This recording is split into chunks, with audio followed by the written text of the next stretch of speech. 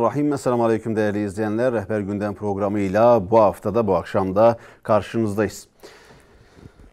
Değerli izleyenler, bu akşam Rehber Gündem Mavi Marmara özel olacak. Mavi Marmara'nın 12. yılındayız. Mavi Marmara katliamının 12. yılındayız. Mavi Marmara şehitlerini bir kez daha hayırla yad ediyoruz. Mavi Marmara'yı olabildiğince gündemde tutmalı, konuşmalıyız. Buna inanıyoruz. Çünkü Mavi Marmara'yı unutmamalı, unutturmamalıyız. Mavi Marmara'da canlarımız şehit oldu. Onlarca kardeşimiz yaralandı. Gazze'ye özgürlük yolunda, Kudüs'e, Aksa'ya özgürlük yolunda, küçük çocukların kurtuluşu için, Gazze'deki ablukanın kalkması için 12 yıl önce yola çıkan filonun lokomotifi olan Mavi Marmara'ya yönelik Siyonist barbarlık gerçekleşmişti. O barbarlığın üzerinden 12 yıl geçti ama biz hala Mavi Marmara'yı unutmadık ve unutmayacağız. Mavi Marmara'da yaşananları, sonraki süreçte gelişenleri anlatmaya, aktarmaya, gündem edinmeye devam edeceğiz. Bu akşam da Rehber Gündem'de Mavi Marmara'yı konuşacağız. Birbirinden değerli konuklarım olacak. Kimler bu akşam yayınımızda Mavi Marmara'yı bizimle birlikte konuşacak? Hüdapar Genel İdare Kurulu üyesi Sayın Şeyh Mustanru Kulu yayınımızda olacak, stüdyoda kendileri. Yine Ankara Sivil Toplum Platformu Başkanı Mustafa Kır Beyefendi yayın konuğumuz olacak. Mavi Marmara gazilerinden Yusuf Çoban ve Muhyiddin Yıldırım da yine Mavi Marmara özel yayınımızda bizlerle birlikte olacak. Konuklarıma öncelikle hoş geldiniz demek istiyorum. Şemus Bey, yayınımıza hoş geldiniz. Hoş gördük. Hayırlı yayınlar diliyorum. Sağ olun, teşekkürler. Mustafa Hocam, sizler de hoş geldiniz yayınımıza. Hakeza Muhyiddin Hocam ve Yusuf Hocam da yayınımıza hoş geldiniz. Hoş bulduk, teşekkür ederiz. Teşekkür ediyorum. Hayırlı yayınlar diliyorum. Evet, tabii biz belirttiğim gibi Mavi Marmara'yı konuşuyoruz. Mavi Marmara katliamının 12. yılında şehitleri anarken, bir kez daha hayırla yad ederken o gece neler yaşanmıştı, sonraki süreçte neler oldu, Mavi Marmara hedefine ulaştı mı, Gazze'ye abluka kalkmadı, neden kalkmadı, nerede eksiklik vardı, tüm bunları sonrasındaki süreçle birlikte konuşmaya çalışacağız. Tabii ben isterim ki programa Mavi Marmara'da o gece bulunanlarla başlayalım. Mavi Marmara'da o gece neler yaşandı? Mavi Marmara gazisi Muhyiddin Yıldırım Beyefendi karşımızda. Muhyiddin Bey, kısaca bir giriş yaparsanız, bir girizgah yaparsanız o geceye dair yaşadıklarınıza ilişkin neler söylemek istersiniz? Unutamadığımız bir geceydi, siz de malum biliyorsunuz. Allah razı olsun. Öncelikle Rehber TV ailesine ve izleyicilerine selam ve hürmetlerimi iletiyorum. Allah razı olsun. Güzel bir hassasiyet. İnşallah hayırlara vesile olur. Şimdi biz elbette biliyoruz ki neden Mavi Marmara'ya bindik, neden yola çıktık. Bunun tabii değişik nedenleri var. Benim için değişik etkenler vardır. Benim için en büyük etken özellikle gençlik yıllarında, 80'li yıllarda hala gözümün önünde olan bir kare hala duruyor canlı canlı. İsrail askerleri birkaç Filistinli çocuğu yakalamışlar ve taşlı bir bölgede resmen kollarını kırmaya çalışıyordu çocukların. Ve dünyada maalesef kimse bu konuda tepki vermedi ve bu bende derin bir iz bıraktı. Ta ki 2008 yılında İsrail'in tekrar saldırıları gerçekleşti Gazze'ye yönelik olarak. Gazze'li kardeşlerimizin evleri, barkları yıkıldı. Ve bu gerçekten de ciddi manada rahatsız etti. Yani o operasyonları dökme kurşunu operasyonuydu. Öyle hatırlıyoruz. Ve beni harekete geçen son bir şey de Şeyh Ahmet Yasin'in ben feryadı diyorum, şikayeti vardı Allah'a. O şikayet özellikle beni derinden sarstı. Nihayetinde ümmetten ve Hazreti Muhammed'in ümmette şikayetçi olan güzel bir insan bence bu şikayete karşı veya bu feryada karşı bizim duyarlılığımız olması gerekiyordu. Ta ki bu gemi olayı işte çok şükür gündeme geldi. Ve ben katılmaya karar verdim. Filistinli kardeşlerimizin yanında olduğumuzu ilan etmemiz gerekiyordu. Ve bizler bu konuda hazırlık yaptık. Çocuklar için, yoksullar için ki biliyoruz ki İsrail Filistin kardeşlerimizin evlerini baştan yıkmıştı, camileri yıkmıştı. İnşaat malzemeleri olsun, sağlık ve tıbbi malzemeleri olsun. Bu konuda bir hazırlık yaptık ümmetçe. Biz dedik ki biz bu yardımları götüreceğiz. Bu yardım içerisinde bacılarımızın çeyizinden vardı, garibanın, fakir fukaranın yardımları vardı, destekleri vardı, gözyaşları vardı ve biz bu yardımları götürüyorduk. Biz şu kararımızı ilan etmiştik.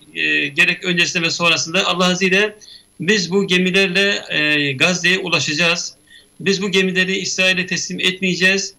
Her ne tehdit olursa olsun biz bu konuda teslim olmayacağız ve bu şekilde biz yola çıktık. Gemide de arkadaşların bize bir teslimiyeti vardı. Bu konuda hassasiyetleri yüksek orandaydı. Bizler karar verdik. Nöbet tutacağız, sorumluluk alacağız. Ve biz kimseyi, özellikle İsrail'i biz gemiye çıkartmayacağız. Ve maalesef 31 Mayıs sabahı sabah namazdayken İsrail askerleri saldırıya geçti. Bizi tabii öncelikle sonradan öğreniyoruz. Bayağı tehdit etmişler şeylerle, telsizlerle. Gece 11'di, 31 Mayıs, daha sonra 30-31'e bağlayan gece gökyüzünde Heronlarla bizi takibe aldılar. Gece 12'den sonra savaş gemileriyle çevremizi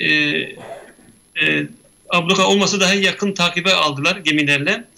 Ve biz onların sabaha kadar onların varlıklarını hissettik çevremizde. Ta ki sabah namazda saldırıya geçtiler. Saldırı anında da hiçbir uyarıda ikaza bulunmadılar ki biz dünyada bunu görüyoruz. Genelde usul anlamında bir uyarı yapılıyor, bir ikaz yapılıyor veya bir çember oluşturuluyor. Geçemezsiniz, gidemezsiniz, bir takım uyarılar olmasını bekliyorduk. Ama maalesef İsrail kırmızı görmüş boğa misali gibi bizlere saldırdı. Ses bombası, sis bombası ve silah elindeki son model silahları kullanarak saldırıya geçti ve biz de direndik. Hatta İsrail askerlerini biz o gece esir de aldık. Birkaç tanesini, yanılmıyorsam 3 taneydi. Esir de aldık ve benim nöbet tuttuğum yerde silahları denize atıldı.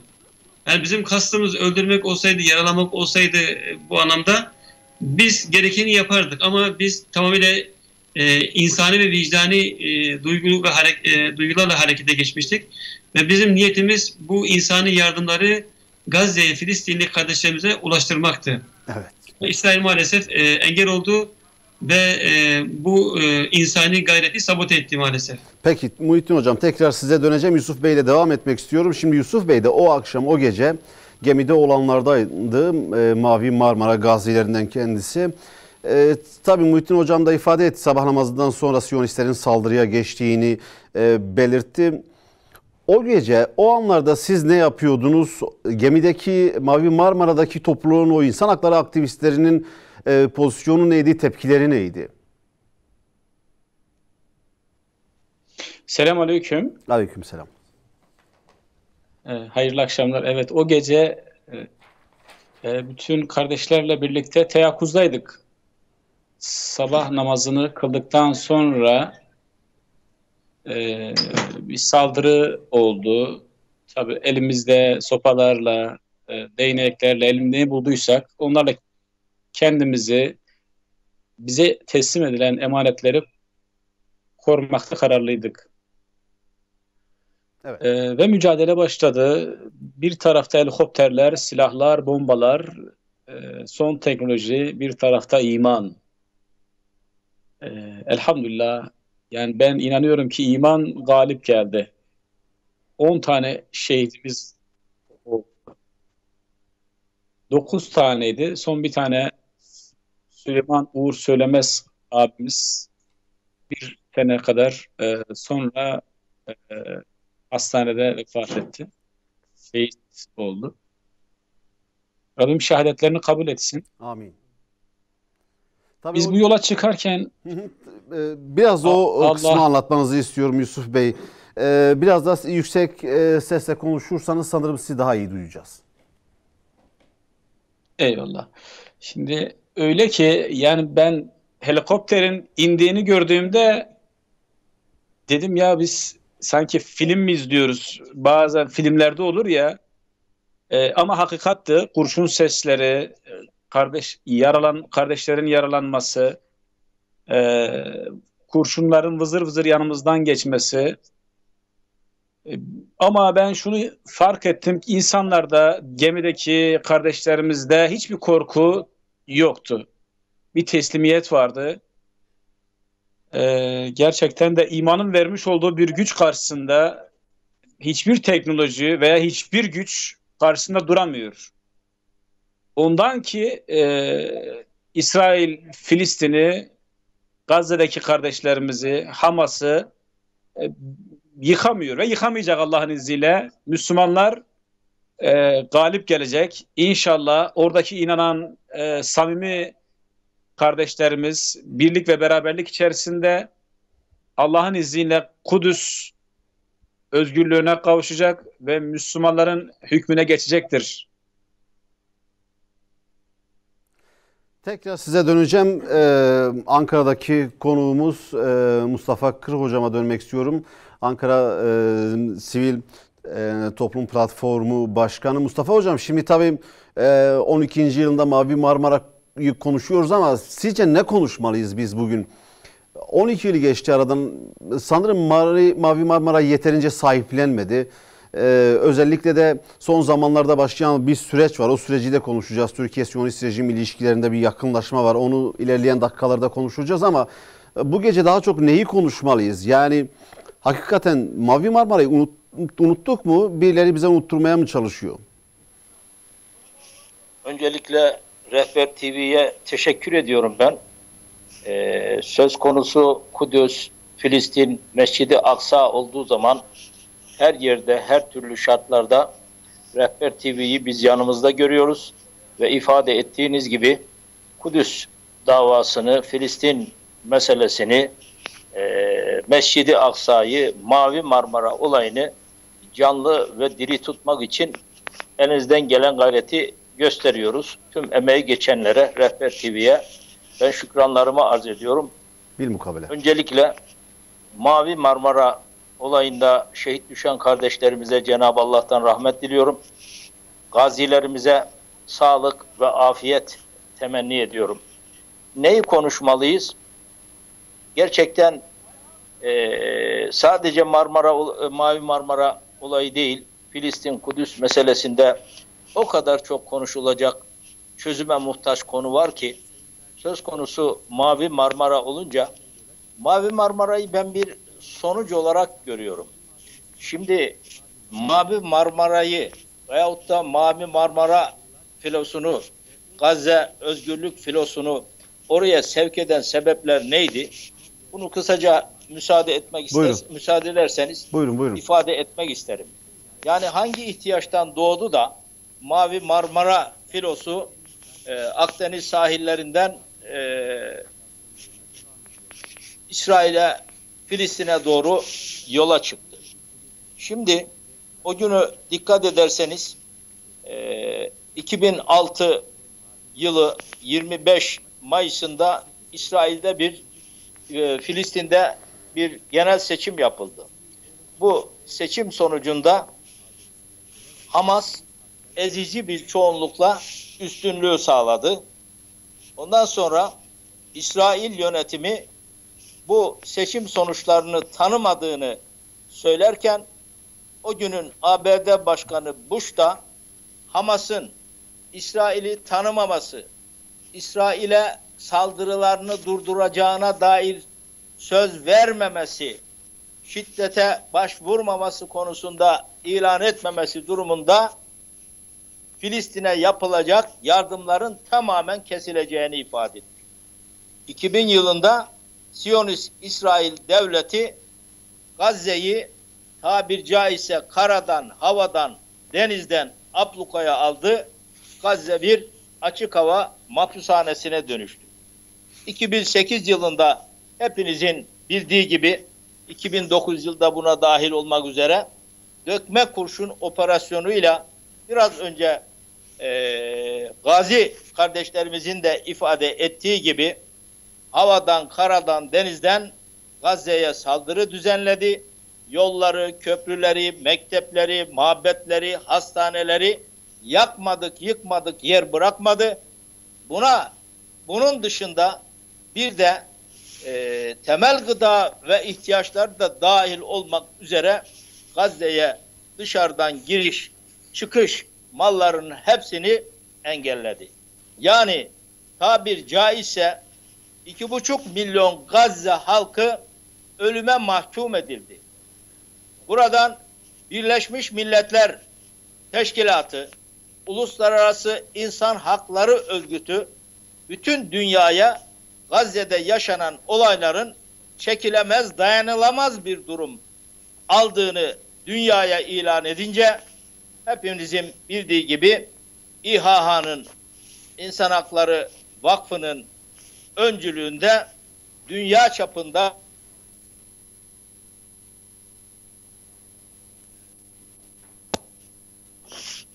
burada şunu ifade etmek isterim. Bakınız, burada Müslümanlar harekete geçmedi. Yahudisi, Hristiyanı, Müslümanı, başka dünya görüşlere mensup insanlar oradaki manzarayı, acıklı, hazin durumu dikkate alarak kimisi imani yönünü harekete geçirdi, kimisi insanlık ve vicdani yönünü harekete geçirmek suretiyle ve son 70 yıl, hatta bana göre son 100 yılda yapılamayacak bir işi kendiliğinden oluşan bir sivil toplum hareketi ortaya çıktı. Bu sivil toplum hareketinin içerisinde milletvekilleri var, uluslararası anlamda gazeteciler var, Nobel ödüllü aktivistler var, 800'e yakın, 800 mürettebatı var, 60'ı bunun gazeteci. Bir böylesine yardıma muhtaç, ihtiyaç sahibi insanlara el uzatmak amacıyla 6 gemiden oluşan bir filo oluşturuldu. Ve bunun meclis yoluyla sağlanması gerçekten de hem bizi hem de dünyadaki mazlumları ve özellikle Filistinli kardeşlerimizi büyük bir hayal kırıklığına uğrattı. Şunu için önemsiyorum Üstad. Buyurun. Sembolik olarak bile olsaydı, İsrail askerleri bir ceza alsaydı var ya, bu bizim için bir kazanım olacaktı. Şu anda bu anlaşmayla İsrail askerlerinin dokunulmazlığı perçinlenmiş oldu. Düşünün, onlarca insan yaralanıyor ve 10 şehidimiz var ve gemilerimiz içindeki erzaklar, malzemeler talan ediliyor ve bir gün dahi hapis cezası almıyorlar. Ve sembolik olarak 20 milyon tazminat ödeniyor. Tazminat değil, onu özür dilerim yani ex gratia bir kavram var. Ex gratia diye bir kavram. Latince bir kavram. Bu da bir lütuftur. Yani tazminat değil. Güya gönlümüzü hoş etmek için verilen bir lütuf. O anlamda verilen bir rakamdır, bir ödemedir. Tazminat dahi değildir. Ve o tazminatı da İsrail ödemedi. Yakın zamanda yani bu anlaşmadan hemen kısa bir süre önce zaten İsrail bir Türk şirketine 20 milyon ceza kesti. İnşaat şirketine. Parayı da odan verdi yani. Yine kendi kasasından kesesinden vermedi. Bu anlamda bir garip bir anlaşma yani. Peki ben tekrar döneceğim. Yusuf Bey'le devam etmek istiyorum. Bir diğer Mavi Marmara gazisi. Tabii Mavi Marmara katliamından sonraki süreçte tuhaf, ilginç olaylar oldu. Oysa ki hükümet Gazze'de abluka bitene kadar bu davayı sahipleneceğini belirtmişti, ifade etmişti. Lakin Mavi Marmara filosundan sonra o şehitlerin verilmesi, gazilerimizin olması, o büyük sansasyonel eylem bir anlamda birileri tarafından sanki düğmeye basılmış gibi bir anda gündemden düşürüldü. Mavi Marmara gemisi bir anıt olarak kalması gerekirdi ama en son Mavi Marmara gemisinin işte parçalara ayrıldığını, birkaç el değiştirildiğini, satıldığını falan duyduk ki bununla ilgili haberler de yaptık. Sanırım belki öyle bir gemi artık kalmamıştır. Tamamen hurdaya falan çıkmış, parçalanmış, hurdası satılmıştır. Belki öyle bir durumla karşı karşıyadır. Böyle mi olmalıydı? Evet, Mavi Marmara unutulmayacak bir hareketti. Allah razı olsun, ümmetin inanmışlarıyla yola çıkıldı. Ayrıca farklı dinlerden iyilik, insanlık namına bu tecrite son vermek için yola çıkıldı. Ve elhamdülillah yani amacına ulaşmadıysa da, %100 amacına ulaşmadıysa da birçok kazanımları oldu. İnşallah yeni Mavi Marmaralar olacaktır. Ümmetin gençleri bu tecride, bu ablukaya inşallah son verecektir. Bu kalkacaktır diye düşünüyorum Allah'ın izniyle. Tabi bu nasıl olur? Ümmetin birliğiyle her şey vahdette bitiyor. İnşallah Rabbim İslam alemine birlik, beraberlik, vahdet nasip etsin. Bizler öncelikle kardeşlerimize kardeşliğimizi unutmadan birlik, beraberlik içerisinde olursak Allah Azze ve Celle de eminim ki bütün İslam ümmetine vahdet nasip edecektir. Yani Gazze'deki ablukanın kalkması için siz az önce Hüdapar Genel İdare Kurulu üyesi Şeyh Mustafa Kurulu Beyefendi de belirtmişti. Birlik, ümmetin olmazsa olmazı vahdet, bir araya gelirsek Gazze'deki ambargo da biter, Filistin'deki Kudüs'te işgal de biter diyorsunuz. Peki bizi buraya götürecek ışığı da görüyor musunuz? Biraz gerçekçi de konuşalım. Gerekiyorsa öz eleştiri de yapalım. Çünkü az önce yine Şeyh Mustafa Bey İslam ümmetinin yaşadığı problemlere, sorunlara dikkat çekmişti. Evet, yani ışık görüyoruz. Ümidimizi kaybetmiyoruz. Evet. Müslümanlar olarak kesinlikle ümitsiz değiliz. Engeller var, birçok engeller var. Şu anda dünyada İsrail'in, Amerika'nın, işte Çin'in, Rusya'nın bir hegemonyası var. Ama Allah Azze ve Celle döndürüp duruyor. İnşallah tekrar dünyaya bir adalet hakim olacaktır. İslam tekrar hükmedecektir inşallah. Osmanlı'dan 600 yıl boyunca yönetmiş ecdadımız. Tekrardan yine böyle bir güzelliği Rabbimin bize lütfetmesini diliyoruz. Allah Azze ve Celle dilerse çok kolay. Her zorluktan sonra bir kolaylık gelir verir diyorsunuz. Karanlık bitecek, gündüz ışık gelecektir. Tekrar size döneceğim. Mustafa Bey ile, Mustafa Hocam'la devam etmek istiyorum. Tabii şimdi biz Gazze Mavi Marmara'dan sonraki süreci de konuşuyoruz. Onu da masaya yatırmamız lazım. Çünkü çelişkiler var, samimiyetsizlikler var. Sizin bu konuda hatta keskin açıklamalarınız, ifadeleriniz de geçmişte olmuştu.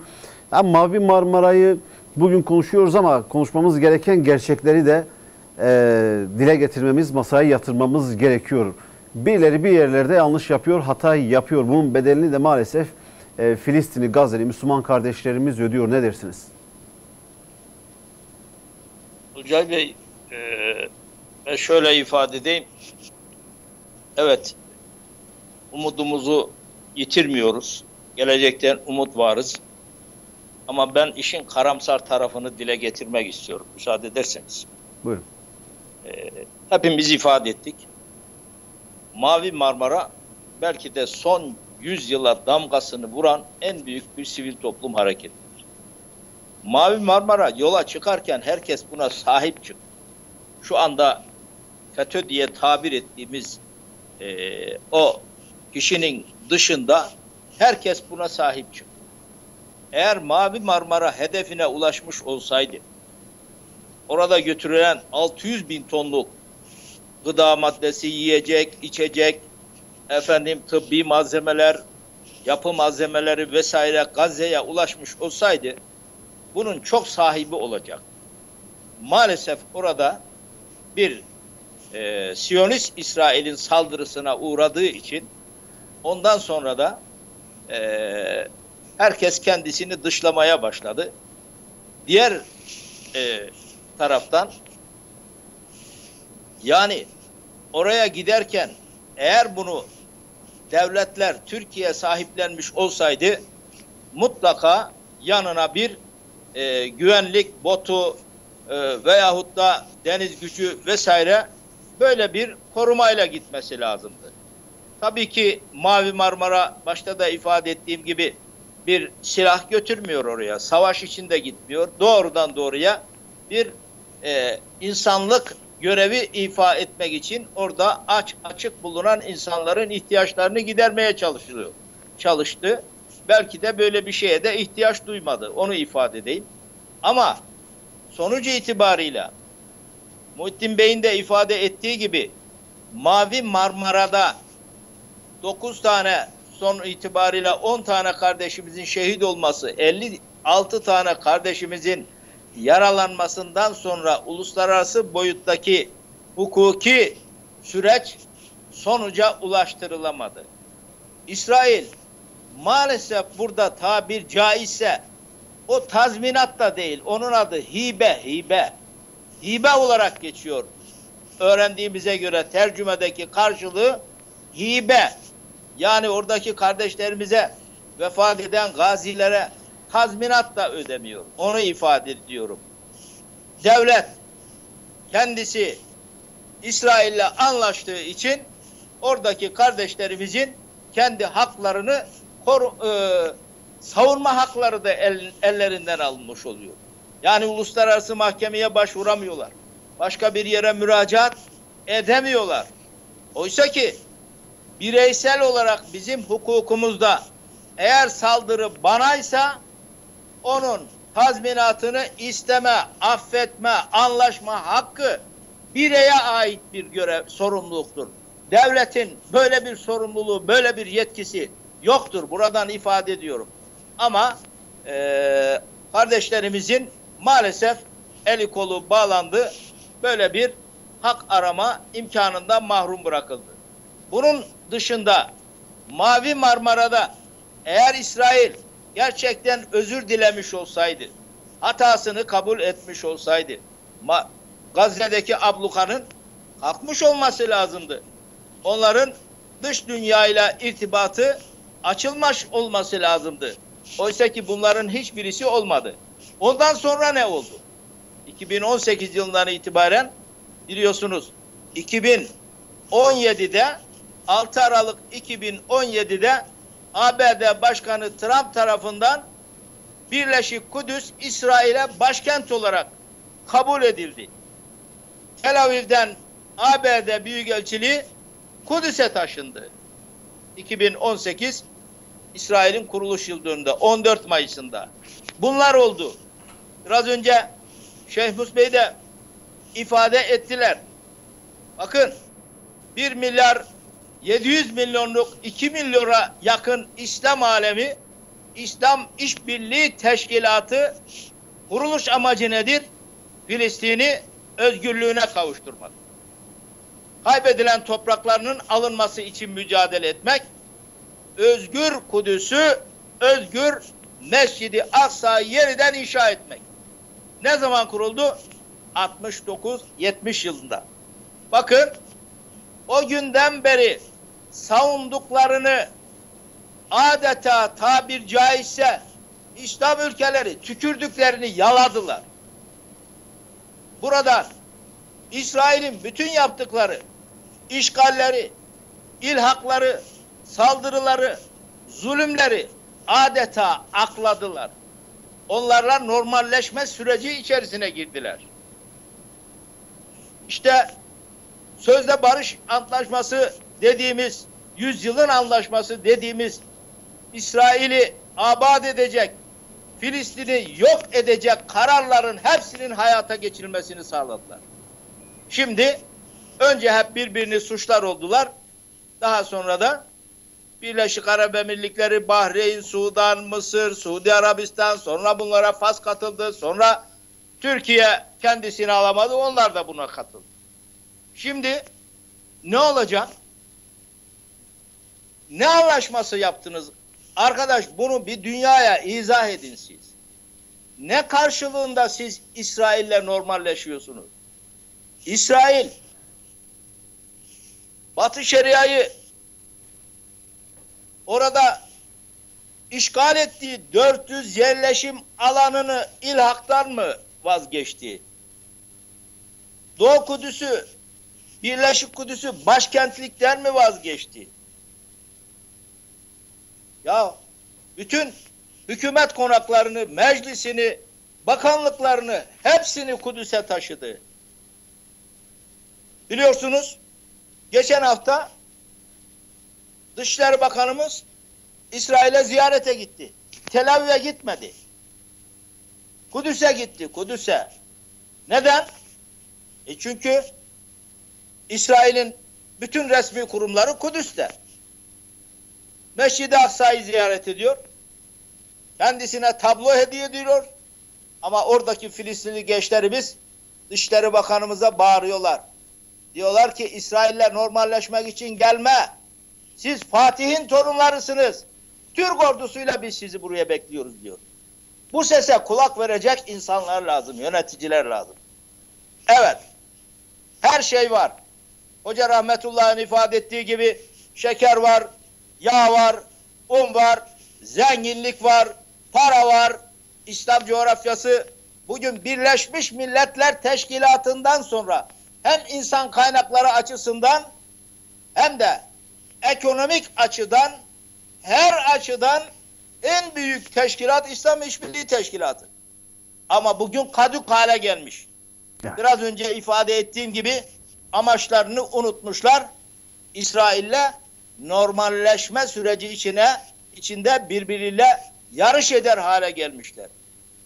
Ya normalleş. Sen normalleşiyorsun. İsrail normalleşmiyor. İsrail aynen bütün işte şu anda bayrak yürüyüşü adı altında Mescid-i Aksa'yı işgale çalışıyorlar. Ramazan ayı boyunca huzur içerisinde ibadet yaptırmıyorlar. Bütün bunlar yapılırken biz gözümüzü dünyaya kapıyoruz. Ondan sana söyleyeyim. Oradaki bir avuç Filistinli kardeşlerimize gaz veriyoruz. Sadece onlara bir takım maddi destek sağlamakla vicdanımızı rahatlatmaya çalışıyoruz. Maalesef. Oysa ki o kardeşlerimiz Allah razı olsun Filistin muhafızları, mücahitleri bir asırdan beri daha fazla süreden beri onun mücadelesini veriyorlar. İsrail'le onlara o meydanı bırakmıyorlar. Peki. Bir de bunlara yardım edildiğini düşün. Destek sağlandığını düşün. Ya en azından bir barış gücü de mi gönderemiyorsunuz Kudüs'e? En azından oranın zaten 1948'deki planlamaya göre Kudüs uluslararası konsensüsüme bırakılmış. Şu anda işgal altında. Birleşmiş Milletler de kendi haklarına sahip çıkamıyor. Çıkmıyor. İsrail ne yaparsa yapsın, hangi cürmü, hangi suçu işlerse işlesin, ABD tarafından Birleşmiş Milletler'le korunuyor, veto ediyor verilen şeyi ve kendinden yekün. Sanki hiçbir şey yapmamış gibi yoluna devam ediyor. İşte böyle bir lanet milletle, lanet bir devletle onu devlet olarak muhatap kabul ediyoruz. Biz onlarla işbirliği yapmaya çalışıyoruz.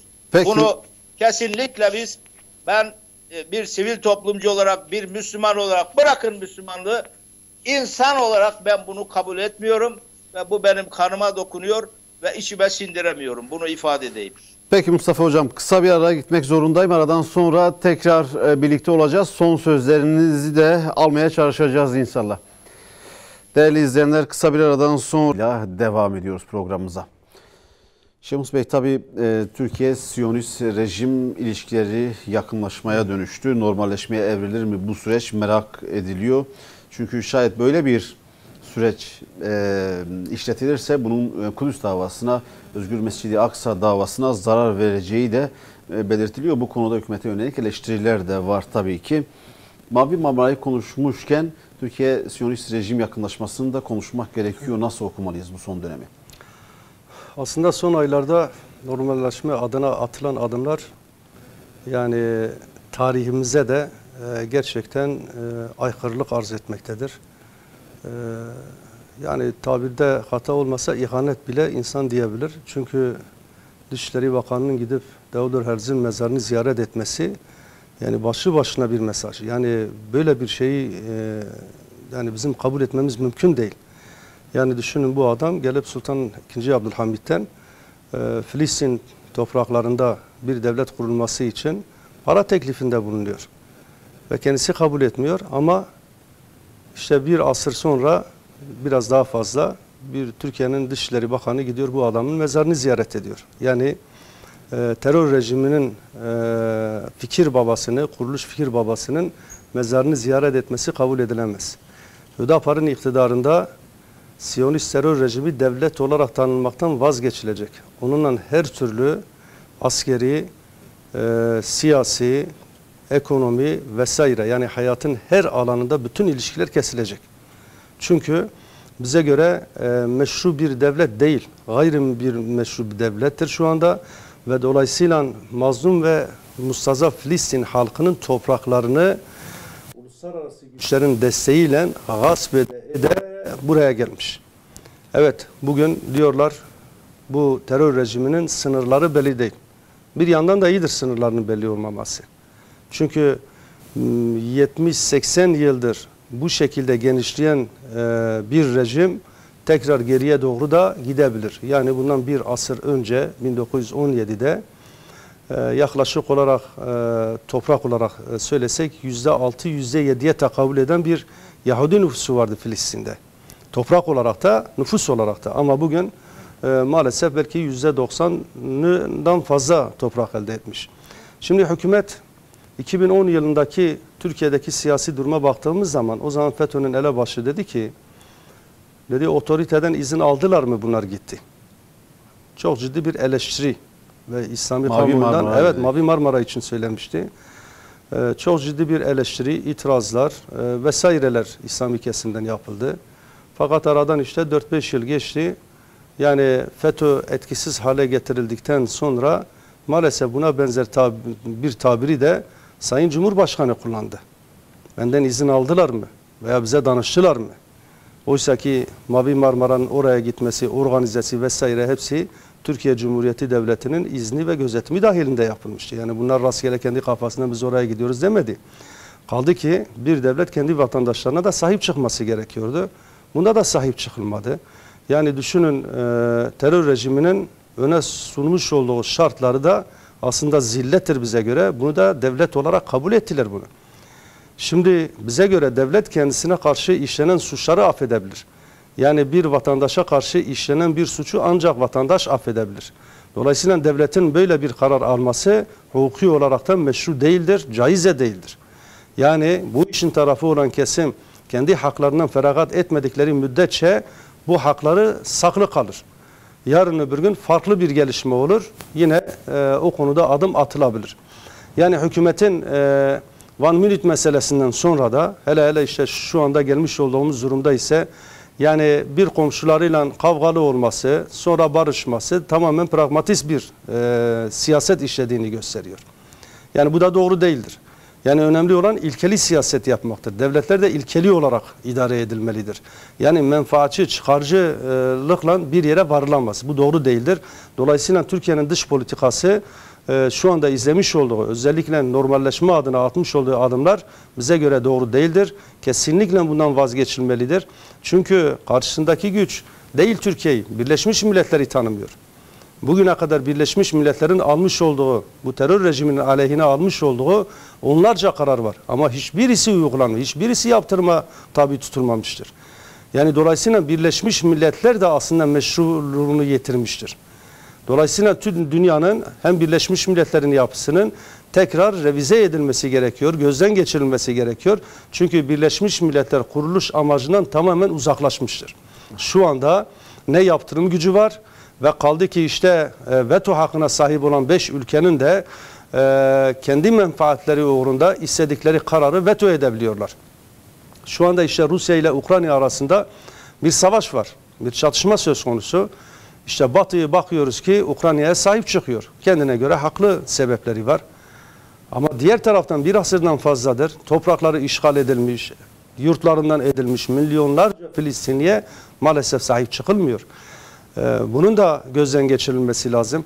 Dolayısıyla bu terör rejiminden bu ülkeye ve bu ülkede yaşayan insanlara bir fayda gelmez. Geçmişte de bir fayda gelmemiştir. Şimdi gelecekte de gelmez. Ve biz hele hele ilişkilerimizi belirlerken bize göre öncelikli olan İslami ve insani şartların oluşmasıdır. Yani siz bir devletle veya bir kurumla ilişki geliştirecekseniz inancınızı dikkate almanız lazım, kültürel değerlerinizi dikkate almanız lazım, insani duyguları dikkate almanız lazım. Ve karşınızdaki muhatabınız da buna uygun adım atması gerekiyor. Ama maalesef karşıdaki terör rejimi bugüne kadar vermiş olduğu hiçbir sözü de yerine getirmemiştir. Yani dolayısıyla bunu göz önünde bulundurarak hükümetin normalleşme adına atmış olduğu adımları tekrar gözden geçirmesi ve bu normalleşmeye bize göre anurlaşmadır. Yani normalleşme değildir bu. Bundan vazgeçmesi gerekiyor ve Filistin halkının maslahatını, menfaatini koruyacak şekilde ciddi adımlar atması gerekiyor. Yani bugün mazlum ve mustazaf Filistin halkı belki birkaç tane, Türkiye gibi birkaç tane ülkeden bir yardım beklemektedir. Çünkü sivil toplum kuruluşları ne kadar güçlü de olsa sonuç itibariyle bugün sizin karşınıza bir terör rejimi var. Yani siz onunla mücadele edemezsiniz. Yani sivil alanda edebilirsiniz ama askeri alanda, politik anlamda, siyasi anlamda, ekonomi anlamda çok ciddi bir şekilde yaptırım da yapamazsınız siz. Bu yüzden devlet atmış olduğu bu yanlış adımlardan mutlaka vazgeçilmeli gerektiğini söylüyoruz biz. Peki, çok teşekkürler. Mustafa Hocam, tekrar sizde devam etmek istiyorum. Tabii son bölümdeyiz. Kısa geçip söz vermek istiyorum. Şimdi Türkiye ile Siyonist rejim ilişkileri tarihi süreçte zaman zaman yakınlaşma da oldu, gerginlik de oldu, uzaklaşma da oldu, tekrar yakınlaşma oldu. Bir tecrübe ortada, bir tecrübe sabit. Ve bu ilişki sürecinde de Türkiye hiçbir zaman kazanmadı. Hep kaybeden tarafta oldu. Yeni bir süreç geliştiriliyor. Yani bu denenmişi bir daha denemeye değer mi? Olcay Bey, geçmişteki denemeler şu andaki denemenin hiçbirisine benzemiyor. Onu ifade edeyim. Bakın, öyle bir tehlikeli viraja girdik ki biraz önce de ifade ettiğim gibi bu yaklaşım İsrail'i tabir caizse aklama yaklaşımı. Bütün İslam ülkeleri için söylüyorum. Yani İsrail'le normalleşmeye çalışan İslam ülkeleri için söylüyorum. Özellikle ülkemiz biliyorsunuz 400 yıldan fazla Filistin toprakları Osmanlı'nın egemenliğinde koruması altında bir Osmanlı bakiyesi olmuş. Şimdi bütün dünyaya Türkiye ağabeylik yapacak veyahut da İslam ülkelerini yönlendirecek bugüne kadar bir lokomotif gibi görünmüş. Ama şu andan sonra böyle bir özelliğini ben kaybettiğine inanıyorum. Çünkü o da Birleşik Arap Emirlikleri gibi, Bahreyn gibi, Sudan gibi, Mısır gibi yani diğer ülkelerden farklı bir konumunu ortadan silmiştir. Diğer ülkelerin İsrail'le yakınlaşması belki İslam coğrafyası tarafından tolere edilebilir. O yara sarılabilir. Ama Türkiye'nin Siyonist rejime yaklaşmasının açtığı yarayı sarmak mümkün değil. Yol yakınken bundan mutlaka geri adım atılmalı ve Türkiye daha büyük bir rol üstlenmelidir. Ne elde edecek İsrail'le normalleşince? Yani ekonomisini mi düzeltecek? Askeri alanlarda dehalar mı ortaya çıkaracak? Başka bir şey mi yapacak? Biraz önce kardeşlerimiz de ifade ettiği gibi böyle bir şeye inanmak mümkün değil. Senin topraklarında gözü olan bir sözde bir devletle sen normalleşiyorsun. Arz-ı mev'ud hayaline inanmış, Doğu ve Güneydoğu topraklarımızda gözü olan Dicle ile Fırat arasındaki bütün Mezopotamya'yı Tanrı tarafından kendilerine verildiğine inanan bütün insanları, kendilerinin dışında kalanları kendilerine hizmetçi olarak yaratıldığına inanan sapkın bir düşünceye sahip bir milletle onlarla muhatap oluyoruz ve onların yaptıklarını hiç sorgulamadan yani onlardan bir biat almadan yani az önce ifade ettiğim gibi işgal ettiği topraklar ortada duruyor. Filistinli kardeşlerimizin tapulu arazilerine uyduruk mahkeme kararlarıyla el koruyorlar. Onları yerlerinden ediyorlar. Avrupa'daki Siyonist Yahudileri onlara yerlerine yerleştiriyorlar. Adeta bir Yahudileşme politikası ve süreci son hızla devam ediyor. Ya dışarıda bugün kendi topraklarını öpme, basma hasreti çeken 5 milyon, 6 milyon Filistinli o topraklara ayağını basamıyor. Onu ifade ediyorum. Bunların yolunu aramadan, bunlara çözüm yolu bulmadan siz hangi akla hizmetle normalleşme süreci içerisine giriyorsunuz? Bunun için bu millete sorulması lazım. Ya siz istiyor musunuz? Biz normalleşmek istiyoruz. Bir veto yapın, bir oylama yapın. Onu ifade ediyorum. Kamuoyu oylaması yapın. Öyle zannediyorum ki bu millet sağcısıyla, solcusuyla, Alevisiyle, Sünnisiyle, İsrail'le bu şartlarda asla yakınlaşmak veyahut da normalleşmek istemeyecektir. Şunu ifade edeyim ben son söz olarak. Buyurun. Biz Filistin toprakları, Kudüs, Mescid-i Aksa, zaten oralar, oradaki tarihi, coğrafyası, taşı, toprağı hepsi Müslümanların olduğuna, İslam'ın olduğuna şahitlik yapıyor. Onlar bizim, orası Müslümanların nezdinde bütün insanlığın, onu ifade ediyorum. Çünkü tarihte Yahudisi, Hristiyanı, Müslümanı ve diğer etnik unsurdan olan herkes, her insan gerek Selahaddin Eyyubi döneminde, gerek Yavuz Sultan Selim'den sonraki dönemde 404 asır, ondan sonra Hazreti Ömer'den sonra Haçlı seferlerine kadar hiç birbirinden farklı olmadan herkes orada kardeşçe yaşamış. Orası bir selamet yurdu, özgürlük yurdu, huzur yurdu olmaya devam etmiş. İnşallah onun bir tane çaresi var. Filistin'in İsrail'den zulmünden kurtulmasının veyahut da özgürlüğe kavuşmasının Selahaddin Eyyubi formülü. O dönemde de Müslümanlar arasında ayrılık gayrılık var.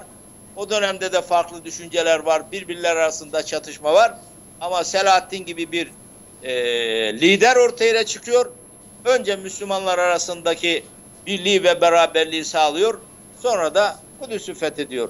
Heh. Şimdi bugün de aynı şey yapılacak. İslam coğrafyasındaki ayrılıklar, gayrılıklar ortadan kaldırılacak. Kendi insanlarımızla çarpışmayı göze alıyoruz. İsrail'le de bütünleşmeyi göze alıyoruz. Bu ne acı bir sonuç ya. Böyle bir şey olabilir mi? Bir Müslüman böyle bir şey düşünebilir mi? Onun için eğer bunu devletler yapmıyorsa halk bunu yapmak zorunda. Sivil toplum kuruluşları elleriyle, başka yöntemlerle, işte Mavi Marmara'da olduğu gibi dünyadaki sağduyu sahibi, ister Müslüman olsun, ister Yahudi olsun, ister başka dine veyahut da mezhebe sahip olsun, insanlıktan nasibini alanları bir araya toplamak kaydıyla bu mücadele verilmesi lazım. Ama ben de inanıyorum ki eninde sonunda inşallah sağduyu galip gelecek. Filistin, Kudüs, Mescid-i Aksa özgür olacak ve özgür kalacak. İslam'ın olacak, Müslümanların olacak diyorum. Peki. Bu düşüncelerle hepinizi saygıyla selam. Peki çok teşekkürler Mustafa Hocam. Mavi Marmara Gazisi Muhittin Yıldırım'la devam etmek istiyorum. Son sözlerinizi alacağım.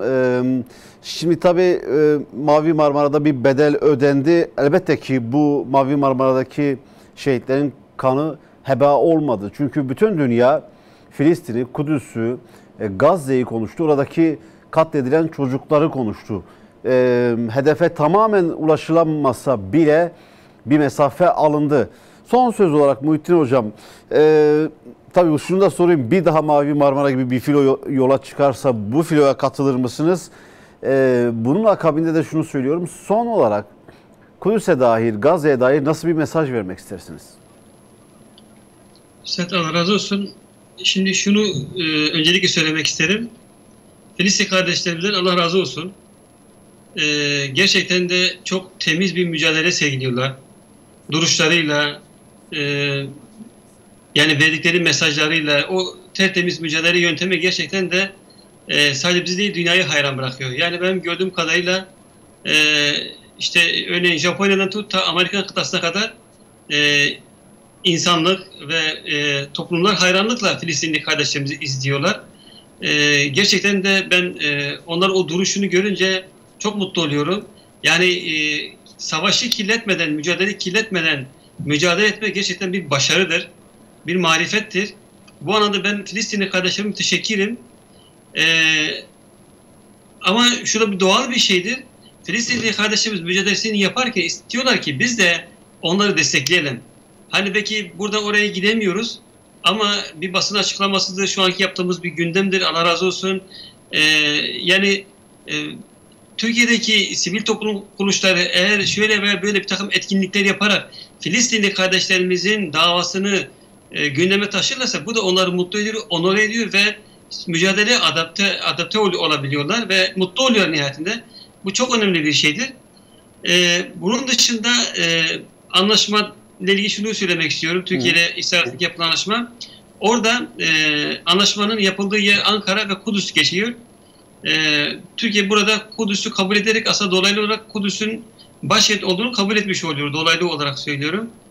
Neden yani Kudüs'ü kabul ediyor? Gerçekten de bu da bizi rahatsız eden bir şey. Çünkü biz Kudüs'ü Müslümanların, Filistinli kardeşlerimin bir başkenti olarak biz kabul ediyoruz ve asla biz İsrail'i oraya layık göremiyoruz. Bu anlamda tavrımız nettir. Elbette mücadelenin yöntemleri çoktur. Belki hatırlarsanız Mavi Marmara'dan önce karayolu konvoyu vardı. Sonra akabinde şey oldu, gemi de yola çıkıldı. Evet. Şimdi burada bizler Müslümanız ve üretken olmak zorundayız. Mücadele yöntemleri olarak. Bu karadan olur, havadan olur, denizden olur. Bu anlamda bizim ufkumuza bağlıdır. Biz her boyutuyla aslında mücadele yöntemimizi geliştirmek zorundayız. Burada bize çok ciddi şey düşüyor. Sonuç olarak şunu da ifade etmek isterim Üstad. Hamdolsun benim gördüğüm kadarıyla Filistinli kardeşlerimiz ve Türkiye'li Müslümanlar sahada fena değiller, mücadele anlamını söylüyorum. Ama Türkiye'nin tarihine son 200 yıllık Osmanlı'yı dahil ederek söylüyorum. Tarihimize baktığımız vakit sürekli Üstad masa başında kaybediyoruz. Ve İsrail yapılan anlaşmada da biz görüyoruz ki biz yine masada kaybettik. Bu da şunu gösteriyor. Biz sahada savaşan, mücadele eden insanlar yetiştiğimiz gibi masada da kazanacak liderler ve o liderlik ruhunu da sağlamamız gerekiyor, geliştirmemiz gerekiyor. Evet. Sadece saha yetmiyor. Bize masa da lazımdır. Belki bu anlaşmada şunu gösteriyor, biz masada kaybettik. Bunun nedeni nedir? Biz masada demek ki bir takım haklarımızı savunamıyoruz. İfade edemiyoruz. Anladım. Belki bir şey daha söyleyeyim, belki komplo gibi gelir de size ama benim içimde bir müjde gibidir, onu söyleyeyim. Buyurun. Ben biraz siyaseti okumam farklı gelebilir sizlere, özür dilerim kusura bakmayın. Estağfurullah, buyurun. Şimdi az önce üstadlarımız Rusya ve Ukrayna Savaşı'ndan bahsettiler değil mi? Kamuoyunda işte Ukrayna'nın NATO'ya gireceğine dair ve oradaki silahların da NATO'ya geçirdiğine dair beyanlarda bulunuyorlar. Ben öyle bir şey olacağına inanmıyorum. Yani siyaseti okuma tarzım biraz farklı gelebilir size. Şimdi savaştan hemen sonra Rusya'yı kim ziyaret etti? İsrail Cumhurbaşkanı değil mi? Hı hı. Peki döndükten sonra kime geldi, kimi ziyaret etti? Türkiye'ye geldi, Cumhurbaşkanı'nın elini sıkı sıkı tuttu, hem de iki eliyle. Bu hal bana neyi hatırlattı biliyor musunuz? 500 yıl önce İspanya'dan kovulan İsrail'in o halet rüyesini hatırlattı. Şu anda Yahudilerin çok büyük hesapları var biliyorsun, 100 yıllık hesapları var. Buna er veya geç diyorum, belki bu 10 sene oldu, belki 20 sene Allah bilir ama bu Allah'ın vaadidir yani. İsra suresindeki vaadine ben %100 iman edeyim. Kalbim mutmaindir ve o vaat gelecek. O vaat ne zaman gelecek onu Allah bilir ama biz burada bize düşeni yapmak zorundayız. Şu anda bile ben üstadlarıma söyleyeyim, kusura bakmasınlar, şu anda bile İsrail mekan arayışında. Bu mekan arayışı onlara en uygun Ukrayna. Ve Rusya İsrail'i yanı başına daha sonra istemedi. İstemediği için bu savaş başladı. Ben öyle inanıyorum. Yani İsrail Cumhurbaşkanı'nın oraya gitmesinin temel nedeni bu. Mekan arayışı. Yahudilerin mekan arayışı. Ve bu anlamda ve bunun bir müjde olduğuna inanıyorum. İçten inanıyorum. Samimi olarak inanıyorum. Bu İsrail'in bir arayışıdır. Ve inşallah kısa zamanda biz o zaferi göreceğiz. Elbette Filistinli kardeşimiz çok acı çekti. Çok muzdarip oldu. Ve çok bedel ödediler. Biz sadece Allah razı olsun sadece bir Mavi Marmara gemisiyle bir yardımda bulunduk. Ve onu yaptık. Ve bunu da sağ olsun biz Ankara'da hastanedeyken defalarca gelip teşekkür ettiler. Ben şunu söyledim onlara. Aslında siz teşekkürü hak ediyorsunuz. Örnek mücadelenizle, o güzel duruşunuzla siz hem dünyaya hem bize örnek oldunuz. Bizim mücadele azmimizi artırdınız. Gerçekten de biz Filistinli kardeşlerimize her boyutuyla ne kadar teşekkür etsek azdır. Rabbim onlara güç versin, kuvvet versin, imkan versin ve başta konuklarımıza ve siz Peki. Rehber ailesine teşekkürlerimi iletiyorum. Allah razı olsun. Peki, sağ olun, teşekkürler. Sizlerden de Allah razı olsun. Yani ilimize katkı sunduğunuz için. Yusuf Bey, son sözleri size bırakalım. Sizin de duygu ve düşüncelerinizi alalım. Mavi Marmara'ya, Gazze'ye ve Kudüs'e dair. İnşallah özgür Kudüs'ü Rabbim tekrar bize lütfetsin. Bütün Müslümanlara birlik, beraberlik ve vahdet nasip etsin. Allah razı olsun, siz de böyle bir programla Kudüs davasına hizmet ediyorsunuz. Elinizdeki medya aracılığıyla. Karınca kararınca yolunuzu belirliyorsunuz. Biz bu davada varız diyorsunuz. Rabbim de muvaffak etsin inşallah. Cümlemizi. İnşallah hepimiz İslam davasını bir ucundan tutacağız. Gemide bulunmak Allah bize ikram etti. O boykot çalışmamız vardı. Ondan dolayı Rabbim bize nasip etti. Ama sizlerin de bu çalışmalarını görünce gerçekten çok yani mutlu oluyoruz. Geleceğe dair ümitlerimiz artıyor. Allah sizden razı olsun. Rabbim inşallah Kudüs davasını en yakın zamanda vahdede muvaffakiyete inşallah çıkarsın. İnşallah. Amin Kudüs, diyoruz biz de özgür sizin bu Kudüs. temennilerinize. Allah razı olsun. Sağ olun. Şeyh Mus Bey, bir iki cümle de size verebilirim. Programı kapatmak zorundayım. Evet. Buyurun. Öncelikle Suriye ve Yemen'deki, yani İslam coğrafyasında başta Suriye ve Yemen'deki iç çatışmaya bir an önce son verilmesi gerekiyor. Çünkü İslam coğrafyasındaki bugün bu tür çatışmaların olması Siyonist terör rejiminin lehine olmaktadır. Öncelikle her ne şekilde olursa olsun mutlaka Suriye ve Yemen'de normalleşmenin sağlanması gerekiyor. İkinci olarak da Kudüs'ün özgürlüğü için her Müslümanın mutlaka kendi çocuklarını Kudüs sevgisiyle, Mescid-i Aksa sevgisiyle yetiştirmesi gerekiyor. O bilinci vermesi lazım. Üçüncü olarak da mücadeleye azimle, sabırla devam etme gerekiyor. Hem bugün Filistin'de mücadele edenler hem de Filistin dışında bulunan Müslümanların kesinlikle ümit var olacak bir şekilde zaferin eninde sonunda Müslümanların olacağına inancıyla stratejilerin belirlenmesi gerekiyor. Yani 10'ar yıllık, 20'şer yıllık, 50 yıllık, bir asırlık, yani o kadar inşallah olmaz diyelim ama bu stratejilerin mutlaka belirlenmesi gerekiyor. Yine başta Türkiye olmak üzere Kudüs davasıyla gerçekten yatıp kalkan ve kalbi Kudüs'ten atan birey ve yapıların mutlaka bir araya gelmeleri, bir üst çatı oluşturmaları gerekiyor. Bunun için de aylık olarak bir araya gelerek bir yol haritası belirlemeleri gerekiyor. Yani belki şu anda farklı isimler adı altında bu işi yapan farklı yapılar var. Yani var ama beraber hareket etme, yol haritasını beraber belirleme inşallah Kudüs'ün özgürlüğü ve oradaki mazlum ve mustazaf Filistinlilere sahip çıkma adına çok daha büyük fayda ve yararlar getireceğine inanıyorum.